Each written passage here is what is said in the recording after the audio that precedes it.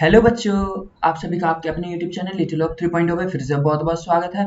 और बच्चों, आज का जो हमारा टॉपिक है 1.3.1 ये संक्षारण के ऊपर होने वाला है। ये बहुत काफ़ी छोटा टॉपिक होगा। और इसके बाद जो हमारा टॉपिक आएगा वो होगा विकृत गंधिता। ये दोनों ही टॉपिक बहुत ही साधारण और कोई मुश्किल वाली बात नहीं है इस टॉपिक को समझने में, और ये कोई खास टॉपिक है भी नहीं, क्योंकि बच्चों ये दोनों ही टॉपिक अलग अलग है, इसलिए मैं इन दोनों को एक वीडियो लेक्चर में कवर नहीं करूंगा। अलग अलग वीडियो में ये कवर होंगे। तो आज के हम अपने इस वीडियो में देखेंगे कि संक्षारण किसे कहते हैं। उससे पहले 1.3 यहाँ पर जो हेडलाइन दिया हुआ है उसमें बोला गया है कि क्या आपने दैनिक जीवन में उपचयन अभिक्रियाओं के प्रभावों को देखा है। अब देखो यहाँ पे क्या बोला गया है कि क्या आपने दैनिक जीवन में उपचयन अभिक्रियाओं के क्या देखे हैं, प्रभावों को देखा है। उपचयन, जैसे हमने अपने पिछले वीडियो लेक्चर में पढ़ा कि उपचयन अभिक्रिया किसको कहते हैं। उपचयन अभिक्रिया का मतलब होता है कि जिस अभिक्रिया में कोई, या हम यूं कहें कि उपचयन अभिक्रियाओं के प्रभावों को देखा है, ये पूछा गया है यहाँ पे बेसिकली।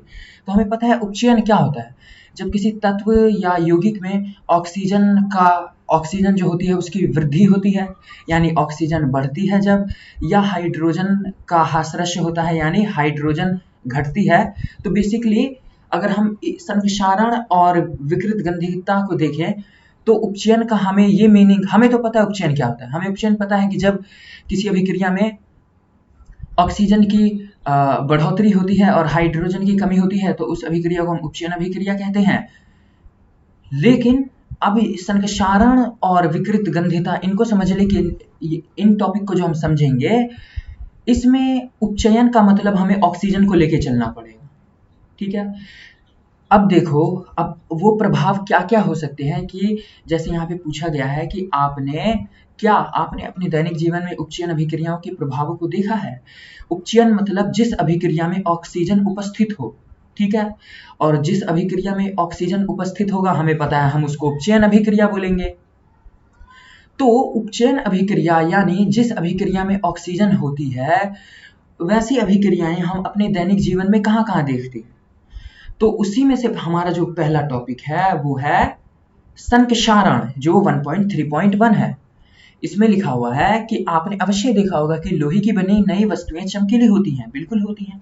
जैसे अगर मैं आपको बोलता हूं कि आप लोहे को सोचो, मैंने बोला लोहे की कील, आपके दिमाग में, ज्यादातर के दिमाग में ये इमेज आता है भूरे रंग का कील, ठीक है। लेकिन वास्तव में जब हम इसको दुकान से नया नया खरीद के लाते हैं तो कैसा होता है, चमकीला होता है, और वास्तव में लोहा वैसा ही होता है। लेकिन कुछ समय पश्चात उन पर लालिमा युक्त भूरे रंग की परत चढ़ जाती है, जो हमें आमतौर पे देखने को मिलता है। इसलिए हमने दिमाग में वो इमेज सोचा, क्योंकि आमतौर पे हमें वैसा ही कील देखने को मिलता है, ठीक है। अब ये जो लालिमा युक्त भूरे रंग की परत चढ़ जाती है ये कील पे, इसी को हम क्या बोलते हैं, जंग बोलते हैं कि नहीं, इसी को हम जंग बोलते हैं। तो आगे दिया हुआ है कि प्रायः इस प्रक्रिया को लोहे पर जंग लगना कहते हैं। देखो बोला गया ना, प्रायः इस अभिक्रिया को लोहे पर जंग लगना कहते हैं। कुछ अन्य धातुओं में भी ऐसा ही परिवर्तन होता है। क्या आपने चांदी तथा तांबे पर चढ़ने वाली परत के रंग पर ध्यान दिया है। चांदी, देखो चांदी और तांबे पर चढ़ने वाली परत के रंग पर ध्यान दिया है। जब कोई धातु अपने आसपास अम्ल, आर्द्रता आदि के संपर्क में आती है तब ये संक्षारित होती हैं। जैसे कोई पदार्थ है, चाहे वो लोहा हो सकता है, चांदी तांबा, ये सब हो सकता है, ठीक है। अब जो ये सभी हैं और इत्यादि और भी जो बचे हुए हैं, ठीक है, वो जब अपने आसपास, उनके आसपास, या वो किसी अम्ल या आर्द्रता या कोई नमी वगैरह के संपर्क में आते हैं तो क्या होता है, उनके ऊपर अलग अलग तरीके से परत चढ़ जाती है, अलग अलग तरीके का उन पे परत चढ़ जाता है। जैसे लोहे को खुले में छोड़ दिया जाता है तो उस पर जंग लग जाता है, ठीक है। और चांदी को छोड़ दिया जाता है खुले में तो उस पर क्या होता है, उस पर काले रंग की परत चढ़ जाती है। और तांबे को छोड़ दिया जाता है तो उस पर हरी रंग की परत चढ़ जाती है। तो अम्ल, आर्द्रता और नमी वगैरह है, उनकी वजह से अलग अलग जो तत्व हैं, ठीक है, जो धातु होते हैं, उनमें अलग अलग तरीके का एक परत चढ़ जाता है, ठीक है। तो वही बोला गया है आदि के संपर्क, यानी अम्ल, आर्द्रता, नमी आदि के संपर्क में ये सभी आने पर ये क्या होती है, संक्षारित हो जाते हैं। क्या होते हैं, खराब। आप इसको खराब से समझ सकते हो, संक्षारित मतलब खराब, ठीक है। संक्षारित होती हैं और नीचे आते हैं, और इस प्रक्रिया को संक्षारण कहते हैं। तो क्वेश्चन यहाँ पे बनेगा कि संक्षारण किसे कहते हैं।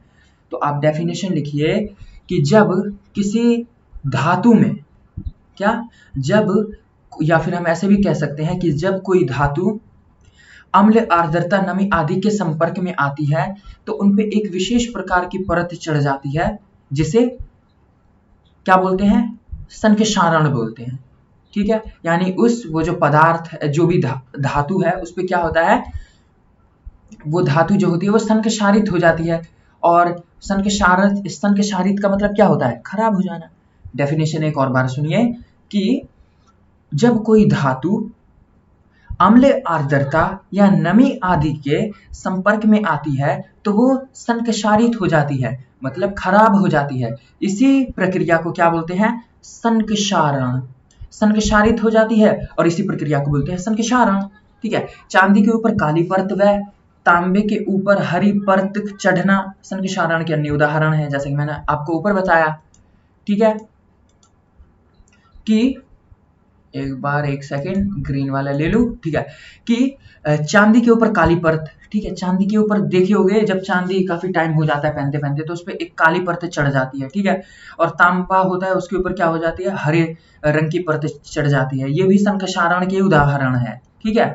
आगे बढ़ते हैं। बस इस टॉपिक में कुछ खास नहीं है, देखो सिंपल चलता जा रहा है, बस दैनिक जीवन से ही बातें उठाई गई, और पूरा साइंस ही दैनिक जीवन से उठा हुआ होता है। और क्योंकि हमें उनकी जरूरत पड़ती है इसलिए हम साइंस को पढ़ते हैं, ठीक है। अब जैसे हम साइंस को पढ़ते क्यों हैं, तो देखो हमें बहुत सारी चीज होती है, ठीक है, कि कोई भी चीज धरती पे क्यों गिरती है, चांद धरती का चक्कर क्यों लगाता है, वगैरह वगैरह वगैरह। तो इन सबको हमें जानना पड़ता है ना, तो हम कैसे जान सकते हैं इसको, हम साइंस की हेल्प से जान सकते हैं इन सबको, ठीक है। चलो ये तो बातें हैं, आगे बढ़ते हैं अपने टॉपिक पर कि संक्षारण के कारण कार के ढांचे। कार देखो, कार भी तो धातु का ही बना होता है ना, तो कार के ढांचे, पुल, लोहे की रेलिंग, जहाज तथा धातु विशेषकर लोहे से बनी वस्तुओं की बहुत क्षति होती है। अब देखो बड़े बड़े जो बंदरगाह होते हैं ना, उस पे जो वो पानी वाला जहाज होता है, ठीक है, बड़ा बड़ा जहाज होता है जो कई कई सौ कंटेनर को लाद के ले जाता है, ठीक है। कई कई टन के, कई कई सौ कंटेनर, बड़ा बड़ा लोहे का बॉक्स होता है, उसमें सामान भरा होता है, उसको लाद के ले जाता है। जब वो टाइम के साथ वो खराब हो जाता है ना, तो वो जैसे लोहे पे जहाज का जो लोहा है उस पे जंग लग जाता है, तो जहाज को काट के लोहा ना अलग अलग तरीके से निकाल लिया जाता है। लोहे की बहुत बर्बादी होती है इस तरीके से, जंग लगने से, ठीक है, जो धातु होते हैं। जहाज तथा धातु विशेषकर लोहे से बनी वस्तुओं की बहुत क्षति होती है। लोहे का संक्षारण एक गंभीर समस्या है। क्षतिग्रस्त लोहे को बदलने में हर वर्ष अधिक पैसा खर्च होता है। अध्याय 3 में आपको संक्षारण के बारे में अधिक जानकारी प्राप्त होगी।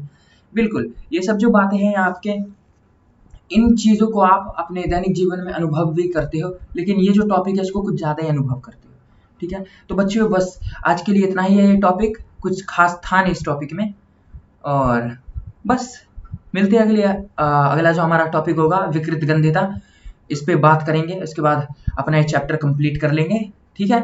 फिर नेक्स्ट हमारा जो चैप्टर होगा अम्ल और क्षारक, उसके बारे में पढ़ेंगे, और लवण, ठीक है। तो बच्चों बस आज के लिए इतना ही, मिलते हैं अपनी नेक्स्ट वीडियो में। जय हिंद, जय भारत।